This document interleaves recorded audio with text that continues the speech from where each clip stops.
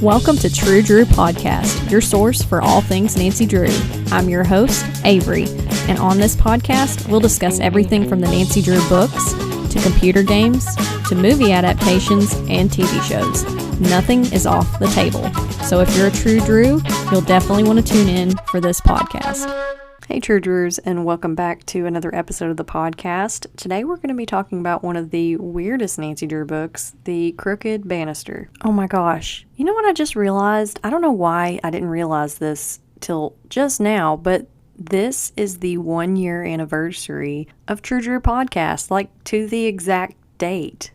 That is crazy. Can a podcast have a birthday? Like, I feel like that should be a thing. I don't care. I'm going to go to Crumble Cookie later just as an excuse to celebrate the 1 year anniversary of this podcast. But I do want to say thank you so much for listening. It has been so fun getting to talk about these books and games with you guys and movies and TV shows. We're going to talk about them too at some point. But just thank you for sharing in my love of Nancy Drew. This book has one of the weirdest covers, weirdest plots, and I didn't remember too much from reading it as a kid, but I did remember that the robot liked to attack people. And this is book number 48, and I know you've seen this book cover. It's iconic, it's weird, probably one of the strangest Nancy Drew book covers I've ever seen. If by some chance you haven't seen this book cover though, you can hop over to my Instagram, which is True Drew Podcast, and over there I like to post the book covers on Wednesdays, the day before the podcast airs, and I also like to just post a bunch of funny Nancy Drew content. So The Crooked Banister came out in 1971, and this cover is bright pink, and the focal point is this crooked winding banister of this staircase, and there's Nancy and a robot. This book cover has got to be in the top 10 of weirdest Nancy Drew book covers ever. But Nancy, she kind of looks like a 1980s secretary here. She's got a necklace on and a collared shirt, and she's got the teased strawberry blonde hair and bangs. And then this robot behind her, it looks like a cross between the Brave Little Toaster and, I don't know, something from somebody's sci-fi nightmare, because it's something. So I always love to come up with funny cover spoofs for the Nancy Drew books, and this one is Hannah 2.0. Hannah Gruen, you've been replaced. And then the other funny cover spoof that I came up with is The Mystery of the Malfunctioning Toaster Man, because this thing looks like somebody put it together in their garage. All joking aside, I did give this book cover a rating of 3 magnifying glasses. While it's not a super detailed cover, I can appreciate the bold color choice and just the absolute weirdness of it. So let's go ahead and jump into some of the characters that we see in the Crooked Banister. So first up is Mr. and Miss Melody, and Carson has agreed to take their case because they have become victims of fraud. There is Rawley Banister, the Crooked Banister himself, and I put fraudster in parentheses, and he also goes by another alias known as George Ryder. Then there is Mrs. Carrier and Thomas, and they are siblings of Rawley Banister, Clyde Mead, and the Aldrins. So here is a quick synopsis for the Crooked Banister. Carson and Nancy set out to solve a mystery for one of Carson's clients who was sold a fake piece of property in a scam. Nancy goes with her dad to confront the man, Rawley Banister, only to find he's skipped town. Next, Nancy, Carson, and Carson's client, Miss Melody's hotel rooms are set on fire and important papers pertaining to the case are stolen. Nancy, Bess, and George end up going to the Banister mansion where she is attacked by a mysterious robot, and later, a couple called the Aldrins come forward, claiming Rawley cheated them out of money too. Nancy also becomes aware of a scam Clyde Mead is perpetrating against the Navajo, which Bess and Miss Carrier fall for. A room full of poisons is found, the last will of Rawley Banister is located, and Clyde is eventually captured. The end. Oh my gosh, this book is so unhinged. So the newspaper headline synopsis that I came up with that sums this all up is robots, fiery moats, and poisons. Oh my. Nancy Drew solves case of eccentric man's mansion and last will and testament. So you'll be very happy to know that this book is just as crazy as the book cover. So let's jump into some of the notes that I took down for the Crooked Banister. So the first note that I took down, I said, okay, so this eccentric guy, Rawley Banister, has a home with a moat around it that sometimes catches fire. Like the water in the moat will catch on fire. Like he pours gasoline or something on there. I don't know. It's so crazy. And I just said, I'm apparently not taking my home security seriously enough. Like, I don't think the city where I live would give me a permit for that to put a moat around my house, but how weird would that be? So apparently the case Carson has is for the Melodies. They're this couple that got scammed out of some property. They were sold this piece of land by someone named George Ryder, but it turned out to be an Indian reservation, which is so bad. But George Ryder was an assumed name, and it was Rawley Banister. So this man just gave them the address of this Indian reservation, and he was like, yeah, this is the property you're buying. And I mean, I guess back then, I know they didn't have Google, they didn't really have the internet, there was no way to really maybe verify this information, or it would have been really hard. But still, like, I think I'd be going out and scoping it out before I put that down payment down, you know? So Carson, Nancy, and Miss Melody head to Mountainville to confront Mr. Rawley, but he got bail and skipped town. So turns out his sister, Miss Carrier, and Thomas, his brother, paid for it. And at first I thought this was going to be one of those situations where the siblings are on his side.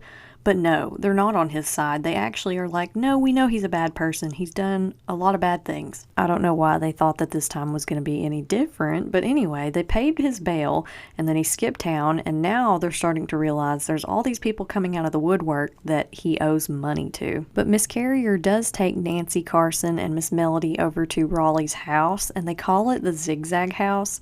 Like, I'm picturing something that a child would do with blocks, like just throwing this thing together, like the foundation. Everything's very crooked about it, but there's a moat and lots of lopsided topiary hedges around it.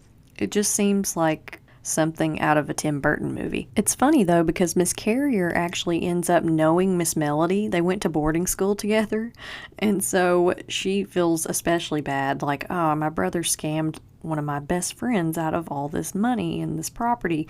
But Miss Carrier says that her brother has always been odd and called himself the Crooked Banister. What a nickname. He's literally the black sheep of the family. So they all kind of look at the house for a while, and then Nancy, Carson, and Miss Melody go back to their hotel, only to find that their rooms are the only ones in the hotel on fire.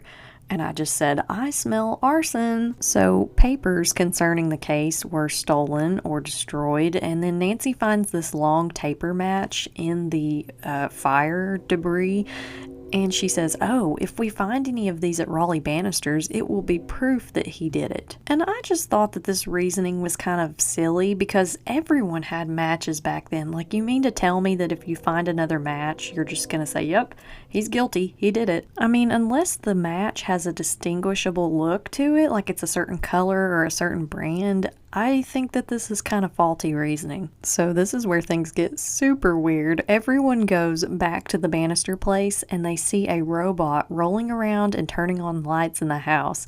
And I just said, this ain't no Miles the Magnificent Memory Machine. So Miles the Magnificent Memory Machine in the game The Haunted Carousel, he's a nice robot. He's also stationary. He sits on top of a filing cabinet, and he doesn't cause problems. He just helps people find, their way down memory lane. Not this robot. This robot wants to assault people. So I'm kind of the belief that robots are going to take over the world one day, and it's very scary, so I try not to think about it. But yeah, I don't know. This guy created this robot and then left it to roam around the house. Like, at least my Alexa just sits on the shelf and doesn't talk to me unless I talk to her first, but yeah. So this robot just is rolling around in this house, and then there's an explosion, and the robot's head is now off. And the next thing that I wrote down is, this house is weird. So Nancy notices a painting of 7 serpents, And Rawley Banister's bed is mechanical and jointed in the middle. And I said, Serta adjustable sleep number, anyone? Like, you kind of have to admire a guy that was this technologically advanced, even in 1971, but I don't know. This is like when I go to other people's houses and I'm just like, they can't even turn on the light switch themselves. They'll be like, Alexa, turn on the lights. And I'm like, no. Like, I still like to do some of that stuff myself, but I don't like the idea of a robot just roaming around autonomously through the house. So it's while Nancy is snooping around the house that she does see some of the same looking matches at the house that were found at the scene of the fire at the hotel. So she takes one so she can compare it later. The next note that I wrote down is some guy named Clyde Mead comes up to Nancy on the street and he's claiming to be a professor from Emerson. And he hijacks Nancy and starts talking about Native Americans. And he starts saying, oh, they need our help, blah, blah, blah. And he asks Nancy if she's ever been on a Native American reservation. And she says, why, yes, I actually desecrated some Native American graves in the Message in the Hollow Oak and the Phantom Pine Hill. Or that's what I felt like saying on Nancy's behalf. But anyways, he goes on about how these children are pathetic and need an education. And I was like, this is so offensive. Thinking that somebody needs an education because they have a different cultural background than you is the definition of stupidity. Oh, and if you think that's bad, don't worry, it gets worse. It'll get worse later in this episode. So the next thing that I wrote down is Nancy matches the matches, the ones from the hotel and the ones that were at Rawley Banister's house. But I said, I still don't see how this is the greatest clue. Like, I don't know. This would be like comparing apples to apples. It's like anybody can buy these matches, Nancy. So it's at this point during the mystery when Nancy gets a call from someone claiming to be Thomas Banister and telling her to drop the case, but it's actually Rawley Banister and it's a hoax. So Nancy confirms this by calling Thomas himself. She's like, that's a little weird because just a few hours ago he was really excited about me trying to solve this case. And so she calls him and he's like, no, I definitely still want you to solve it. The next note that I wrote down is an electrician comes to work on the robot and Nancy has started calling him affectionately Robbie the robot. And Nancy goes to check on him because it's been quiet for a while, and she finds him unconscious on the floor, and then the robot grabs her and starts squeezing her. So we can add this to the list of the unique ways that Nancy almost dies, but George comes into the kitchen and sees the robot squeezing Nancy to death, and so she has to beat it with a wrench until it stops. Next, there's another couple, and their name is the Aldrins, and they come to see Thomas Banister and Miss Carrier, and they say they've been cheated by Rawley Banister, and Bess says Nancy can help, and Mr. Aldrin says she's only a girl, and then his wife says, I can see a headline now, teenage girl captures con man. So I knew that Nancy was not going to let that slide, and she temporarily does. They go sit at a table and eat, but we'll see in a second what she says in response to that. But first, I found this bit of commentary kind of interesting. So this gives us kind of a little bit of insight into what Nancy thinks when George fat shames Bess. So the book says that Bess orders a hamburger and a piece of fudge cake, and it says Nancy expected a tart comment from George about her plumpish cousin's selections, but George said nothing. Apparently, George only criticized Bess when the three girls were alone, and I said, we know that that's false. But apparently Nancy hasn't been listening at all or has selective hearing because George has made fun of Bess in front of other people, not just when the three of them are together. Also, for the record, if you have a friend, quote unquote, who does this and tries to embarrass or humiliate you in front of other people, they're not your friend. And that doesn't go just for comments on your appearance. I mean, like, questioning your intelligence, making you feel less than. That's not cool. Real friends accept you as you are and don't feel the need to belittle you in front of other people or just in general. Okay, so this is the part where we get to see Nancy's response to the Aldrins kind of mocking her being a teenage detective. So they come back over to apologize and they ask for Nancy's help, and she's salty about it, and she says, no, I'm just an amateur, remember? And then they ask how much she charges an hour, and Nancy says, if you have heard about me, you must know that I'm strictly an amateur. I work on mysteries because I enjoy them and do not accept money for solving them. I thought this was cool to see this just so clearly stated in a book because we've talked about this on the podcast before. Nancy never takes money for solving her cases, even though she probably should. So the next thing that I took a note of is Ned calls and Nancy is excited to hear from him. And the book says she dated him almost exclusively. There's that word again, almost. Like almost exclusively, like she doesn't just date Ned. So Ned, Bert, and Dave are coming to help, but apparently they're all selling insurance over the summer. I just thought this was funny because Ned has been the one selling insurance up to this point, but apparently Bert and Dave are jumping on the insurance train too. And I don't know if I've given a description of Bert and Dave on any of the episodes up to this point, but the books say Bert Eddleton is short, blonde, and husky, and Dave is blonde with green eyes and rangy. I could have sworn that one of them had darker hair, but maybe I just made that up in my brain, but yeah, just in case you wanted to know what they look like. So the whole gang goes to the mansion, and the water in the moat is on fire, and the bridge is gone, so they decide to make another one with these sapling trees. And I was just like, this sounds like a horrible idea, but okay. And they see a man running away, and they think it was Rawley Banister. They're unable to catch him, but they do get across the moat of fire successfully.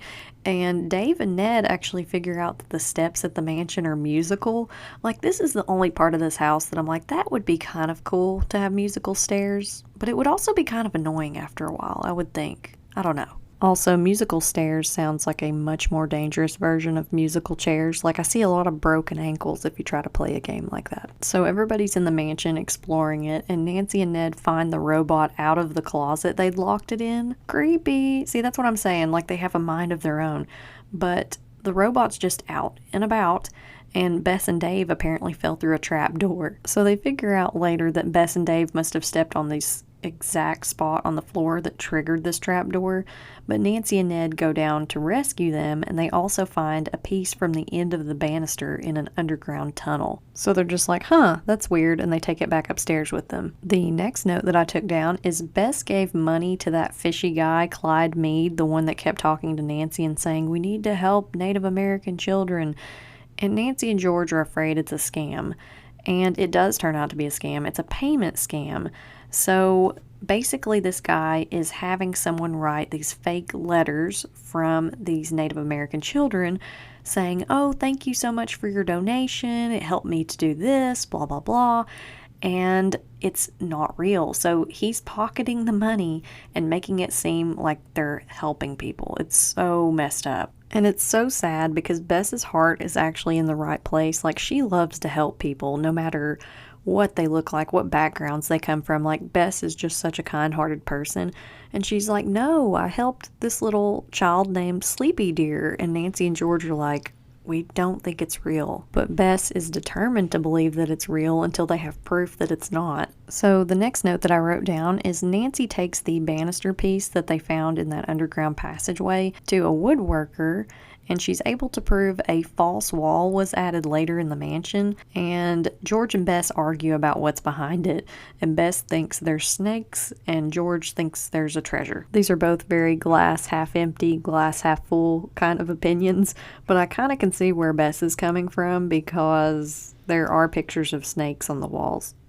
But it's also at this point when Nancy finds out that Clyde Mead has been snooping around the house and Miss Carrier got taken in by him, so now she's given him money. So not only has Bess been conned out of money, but now Miss Carrier has. And then another couple comes out of the woodwork, a couple named the Jacques, and they say Banister swindled them out of money, but Nancy says to Miss Carrier that they have no proof of it, so she's like, just ignore them, we'll figure this out. But she's kind of thinking that they're just trying to get money out of the Banisters, the siblings. So the next thing that happens is Nancy gets a note that says hunt for the skeleton's bracelet, which is kind of creepy. If I got a weird anonymous note like that, I don't think I would do what it said to do. And that's the difference between me and Nancy Drew. So, as if Rawley Banister's mansion can't get any weirder, Nancy and George find this bookcase that revolves, and on the other side, there are pictures of the Banister family members that have been blacked out. And Miss Carrier is naturally upset about this because she's up there, her brother Thomas, her mom and dad, like, Rawley just blacked them all out. And she also says that she thinks the robot was Rawley's only companion, which is really sad. So everyone is looking at books on this bookshelf, and George and Bess find this book on archaeology, and it has an asterisk next to a bracelet that was said to be on the arm of an Aztec woman's corpse. So George speculates that someone wants Nancy to find the bracelet so they can steal it from her after she finds it. So this must be the skeleton's bracelet referred to in the note. The villains in these books, they really love to take things off of dead bodies that don't belong to them, like jewelry and things that people were buried with. It's pretty messed up. So they're all looking at these books on the bookcase, and it starts to revolve back around, and Nancy's hand gets stuck in a panel, and she and Bess have to whack at it with a book until her hand gets freed. So basically Nancy almost got her hand ripped off. Adding it to the list. Nancy's almost lost appendages. She's been hit in the head. Who knows how many times she's almost been hit by cars and boats. Like, she's so unbelievably lucky that she's still alive. The next note that I wrote down is Miss Carrier says one of the blacked out portraits has money under the paint. And so she starts trying to scratch this paint off with her fingernails, and then she screams, and it turns out there's nails under the paint holding down a $1,000 bill. And the nails are laced with poison. Like, one of those things is bad enough. Together, that's awful. So Mr. Drew has to take Miss Carrier to the hospital, and while he's gone, a man angrily knocks on the door, and Nancy goes over and imitates this recorded voice until he goes away. So that's another thing that I meant to mention at the beginning of this episode. When they first came to the house, there was this weird recorded voice, and it would just be like, no one's home or something, but it made me think of the recorded voice that Ferris Bueller did at his house when he was trying to get Mr. Rooney to go away. When Ferris was like, I can't come to the door right now. I'm not feeling very well and I could have a nasty spill down the stairs. I love Ferris Bueller's Day Off. That was pretty genius of Nancy to pretend to be the recorded voice. So when Carson gets back with Thomas Banister, Bess finds a book on poisons and a page marked for cobra poison, and they start to speculate maybe that's the poison that was on the nails that got underneath Miss Carrier's fingernails. And Nancy, Bess, and George also chip off the paint and put it in a bag to take it for chemical testing, but they're super careful about it because they're like, they don't want to get poison on themselves. It's right after this that Nancy gets another note, and it says, find the silver armor mask. Like, I don't know. I mean, I would be tempted to figure out what these notes mean and to try to solve the mystery, but it would also be very annoying to be getting these notes. It's like, no, you find the silver armor mask. So next, Nancy and Mr. Drew go to Arizona to investigate the Navajo reservation, and they hear from some of the families that two men named Rawley and Fitch came, and they wrote down a lot of the people's names in the village. So basically these two criminals were just doing their research. They're just like, okay, Sleepy Deer, and then we'll write down this name, and then we'll just put these on some fake letters, and we'll make a lot of money. So messed up. It's also while they're in the village that Nancy's horse named Blackfeet gets loose, and there's a bit of a excitement there, but she does catch it. Crisis averted. Nancy also asks why the Navajo didn't go to the police, and honestly, this comes across as so tone deaf when she does this. I was like, why would they go to the police? Members of the government that forced them onto the reservations in the first place with their problems. Like, why? Why would they do that? Why would they go to the police? I guess to someone like Nancy, who lives in an upper class family in River Heights, it makes sense to go to the police or to ask that question, but it comes across as kind of insensitive. The next note that I wrote down is Nancy and Carson speak to a bus driver who comes to the reservation, and he says that he was paid by Rawley to write fake letters from the Native American children, and it sounds like he was pretty aware of what was going on, so it's kind of gross that he agreed to do that. I'm sure it's coming across in this episode, but I do not like scammers. I hate scammers. I hate scams.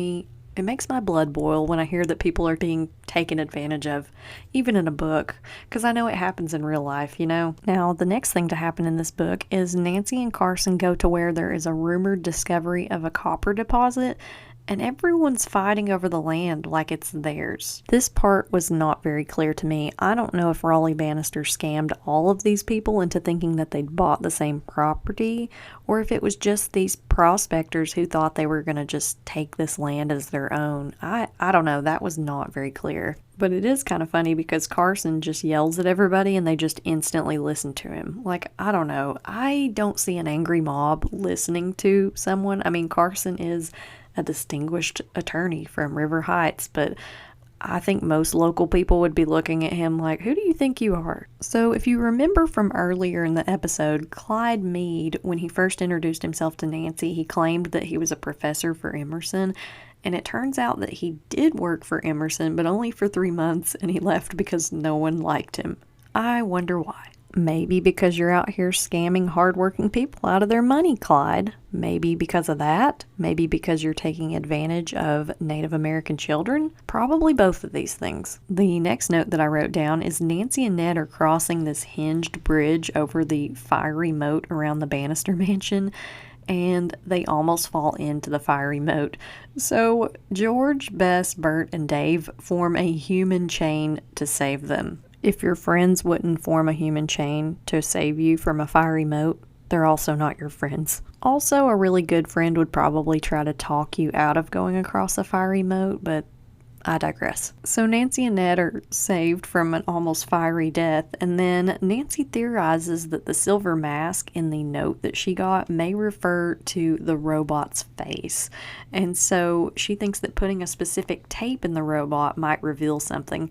So Robbie the robot has these tapes that you can put in, but they've been afraid to put them in up to this point because they're like, well, he attacked us without warning. We don't want to put in the jiu-jitsu tape by mistake or the Krav Maga tape, because then that would be really, really bad. So Nancy grabs this tape that says top secret and she puts it in Robbie the robot, and the robot points upstairs and then points at a desk and then at a wall hanging. So Nancy and Ned find Raleigh's last will and testament, and we've come a long way from Josiah Crowley. But what is with these eccentric men hiding their wills in weird places? Like, we hide them in a clock, we hide them in this weird mansion where there's robots and poison and all this stuff. It's a lot. So they're discovering all these secrets about the mansion and Raleigh's will, and it's at this point that George says she sees Clyde Mead coming towards the house. So George and Bert decide they're going to ride the Crooked Banister down, and they of course lose control and they blast through a wall. Okay, so first of all, if it's like the banister in the cover art, like, that looks almost impossible to ride down and also very uncomfortable. Like, I imagine that you'd get a lot of splinters from that, but anyway, they blast through this wall. So now Clyde Mead, if he didn't know they were there, he does now, because that had to have been loud, blasting through that wall. And then there's a voice, a recorded voice that comes on and says, now you cannot escape. You're trapped among the poisons. So they find a room full of vials of poisons and boxes of cash. And then they find the Aztec skeleton's bracelet. Like, we never even really officially meet Rawley Banister. We see him run away at some point during the book, but we never meet him. I don't even like this guy. Like, he takes jewelry off of skeletons. He scams people out of money, and then he leaves all these elaborate traps for his relatives to get hurt on when trying to find his last will, which they will then have to use the money from to pay back all the people he scammed. So anyways, Clyde Mead comes to the front door and Nancy tells him to go to the back. And Ned and the guys tackle him, but it says Nancy feels briefly sorry for him. And I was like, Nancy, he's a villain. He's literally exploited all these Native American children. He's hurt people. He's not a good person. Do not feel sorry for him. So after Nancy's momentary lapse of judgment, which she has a lot of those, but anyway, Clyde confesses and says that Rawley died when his boat blew up, and I said naturally, of course he would die in a boat-related accident, but apparently Rawley Banister was going by the name DeCork Retzenob, which rearranged spells Crooked Banister. Have I mentioned how much I don't like this guy? Because I don't like this guy. So that's the end of the book. that's how my notes end. It's crazy, but we catch one of the bad guys. Another guy just dies in a fiery boat accident, and then his relatives are left to pick up the pieces and, pay back the people he's scammed. It's bad. So when it comes to the What's Cooking section of this podcast, there weren't too many mentionings of Hannah Gruen's cooking, but we did get a mentioning of bean sprouts, mutton, hominy, and corn pudding, and I believe this is what they had on the reservation, and then a steak dinner. And as for the things that I said Nancy could add to her resume, I said she's a robot wrangler. She definitely had to deal with that robot a lot in this book. Now let's jump into the things that I liked about the Crooked Banister and the things I didn't like. So the things that I liked, I just said I like weird houses. They're interesting. I will say that. This house was crazy. And the things I didn't like that these people were exploiting the Navajo. That was really messed up. I do not like when they get exploited, or elderly people. I don't like when anyone gets exploited. It's not cool. And then I said poison, fiery moat, robot. What? This book definitely goes in the category of just weird Nancy Drew books, for sure. So you're probably not going to be too surprised by the rating that I give this one, but I gave the Crooked Banister a 1 magnifying glass rating.